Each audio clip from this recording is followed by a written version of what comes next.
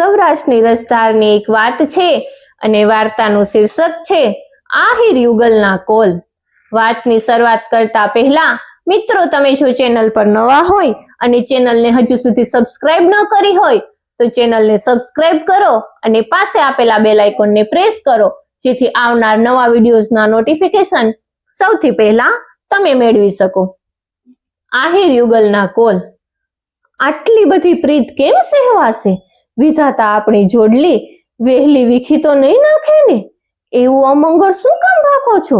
ના ના, પણ ધાયરા કે અચાનક મારું મોત નીપજે તો પછી તમારી વાસે જીવીને શું કરવું છે? મરવું શું રેઢું પડ્યું છે? આ ભરપૂર જોબન, આ છલકાતા રૂપ, આ સંસારને મીઠાશ એમ તજવા દોયલા છે, એ તો મોયે વાતો થાય। હશે બાપ, પુરુષ જાતને મન પ્રાણ કાઢી આપવા વશમાં હશે। પોતાની પરણેતરની વાસે કોઈ પુરુષે દેહ પાડ્યો સાંભળ્યો નથી। નારીની જાત તો અનાદિથી ચિત્તા ઉપર ચડતી જ આવે છે આયર। કાઠિયાવાડના દેવ ગામના નાના એવા ગામડામાં એક આયર રહેતો હતો, નામ ધમડો।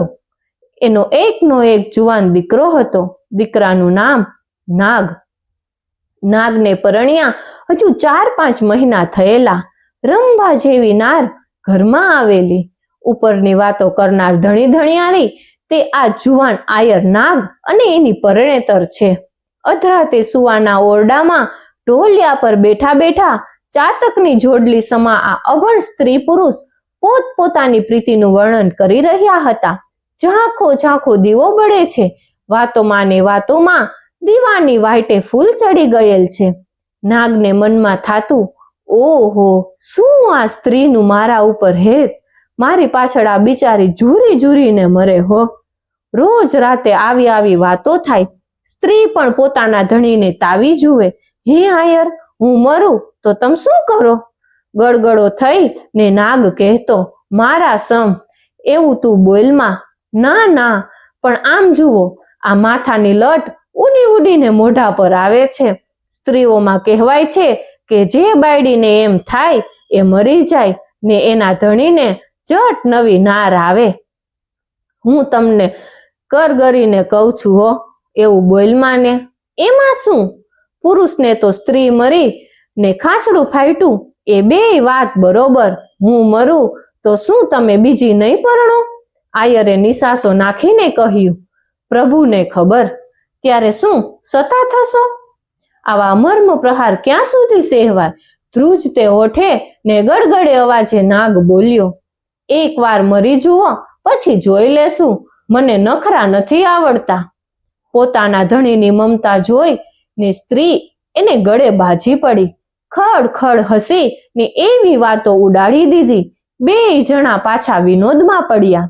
રોજ રાતે આવી વાતો થાય છે તે સાંભળનાર એક ત્રીજો જણ પણ હતો।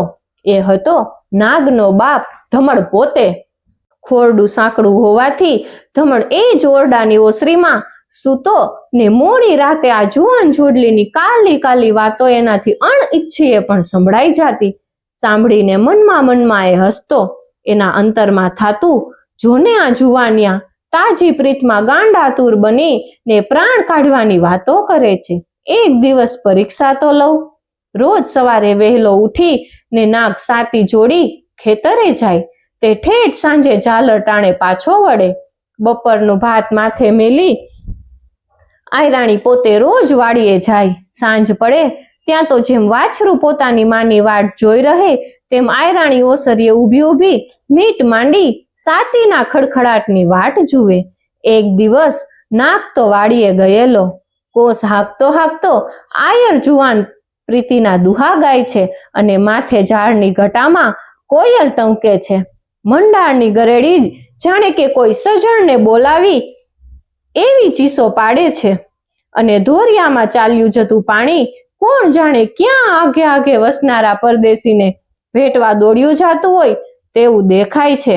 જોઈ ને આયર કોસ હાંકતો હલકે છડકિયા દુહા પણ ગાતો જાય છે। વેણે વેણ વાડી પડઘા પૂરે છે। મોરલા સામા ચંદ્રવાળા ગાતા હોય તેવા ડોકના 3 કટકા કરી અને ગડકે છે અને વળી પાછો નાગ કોસ ખેંચતો લલકારતો જાય છે. એમ ગાતા ગાતા બપોર થયા. હમણાં સજણ ભાત લઈને આવશે, હાલી આવતી હશે, પોતાના સૂર સાંભળતું હશે એમ ઉલ્લાસમાં આવી ને પાછો ચંદ્રવડો ગાય છે. એમ કરતા કરતા તો મધ્યાહન થયો. ગામના માર્ગ ઉપર મોટી બે આંખો માંડી ને આયર જુએ છે કે ક્યાંય ઓલી ભાતવાળી આવે છે.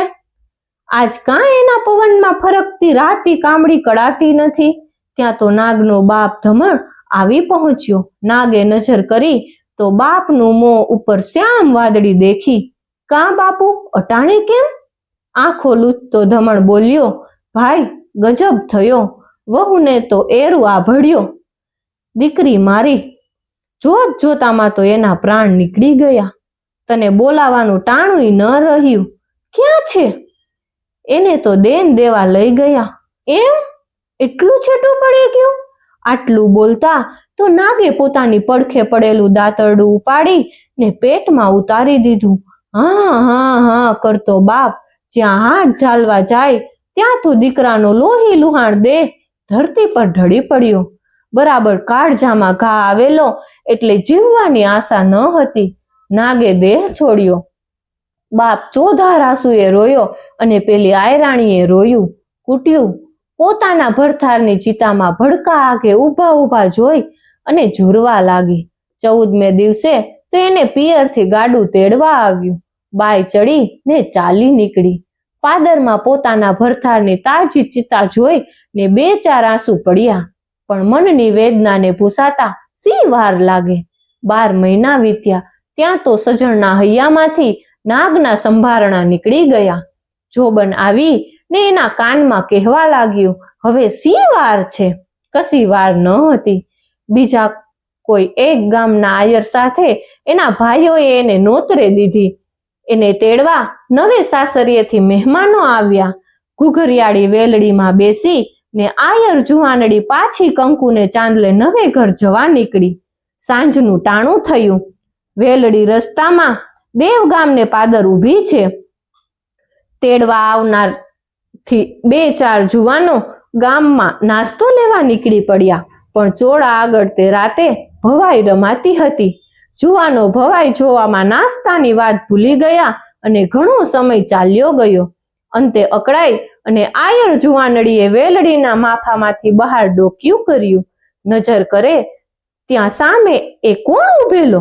એક તાજો પાડ્યો. રુધિર જેવા તાજા સિંદૂરમાં રંગાયેલા અબોલ પથ્થરનો એક પાડ્યો. કંકુના ચાંદલાવાળી જોબનવંતીને સાંભળ્યું. એ પહેલી વારનું પરણેતર. માયરામાં બેઠેલો વિશાળ છાતીવાળો એ જુવાન જેની તાજી કૂટતી મૂછોએ જોબનવંતીએ પાખા પાખા પાનેતરમાંથી નિરખેલી એને સાંભળી આવી. પહેલી વહેલી રાત અને બીજી એવી ઘણી અજવાળી રાત્રિઓ એને સાંભળ્યા. એ માજમ રાતના પહોર અને એકબીજાની ચિત્તા ઉપર ચડવાના અધરાતે આપેલા કોલ. અને અંતે સાંભળ્યું કે કાળજામાં ખૂંદેલું દાતરડું. આશાભેર નવે સાસરીએ જનારી આયરાણીના મોંમાંથી એક ઊંડો નિસાસો નીકળી ગયો.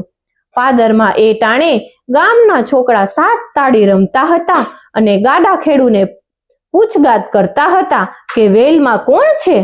એમાંથી એક ચારણનો છોકરો સંતાય ને ઝાડની ઓથે ઉભેલો. ચકોર છોકરો જાણી ગયો હતો કે આ તો નાગ આયરની જ બાયડી છે. આજ નાતરે જવા નીકળી છે. છોકરે અજવાળી રાતની પહેલે પહોર આ દેખાવ જોયો. પાડિયાની સામે મીટ માંડી રહેલી આયર નારીને જોઈ. ચોપાસની અખંડ શાંતિમાં નીકળી પડેલો એ નિસાસો સાંભળ્યો. તક જોઈ ને છોકરાએ દુહાના 2 ચારણો જોડી અને સર્વે સાદે લલકારીને કહ્યા, નાગ નિહાળી જોઈ, પોળા મન પાથરીએ નહીં, કાઢ ચડિયા નહીં કોઈ, આ તો ધંધે લગાડ્યા ધમડાઉત. હે નાગ, જરા ઊંડું નિહાળીને જો, ગમે તેની ઉપર પ્રેમ પાથરીએ નહીં. તે જેના ઉપર પ્રેમ પાથર્યો તે તો તારી ચિત્તા ઉપર ચડી ને બળી મરવા ન આવી. એટલું જ નહીં પણ હે ધમળના પુત્ર, એ તો પોતાને ધંધે વળગી ગઈ અને બીજે નાતરું કરીને ચાલી. બાઈએ આ દુહો સાંભળ્યો અક્ષરે અક્ષર સાંભળ્યો, સમજી ગઈ. બાકી હતું તે બધું યાદ આવ્યું. વેલમાંથી નીચે ઉતરી ને પાળિયા પાસે જઈને બેઠી. પોતાના નવા સગાને આખી કથની રડતા રડતા કહી સંભળાવી ને પ્રીતમના પાળિયાની સમક્ષ ચિતા ખડકાવી એ જ શણગાર સોતી ને કપાળમાં એ મંગલ ચાંદલા સોતી આયરાણી ચિત્તા ઉપર ચડી ગઈ.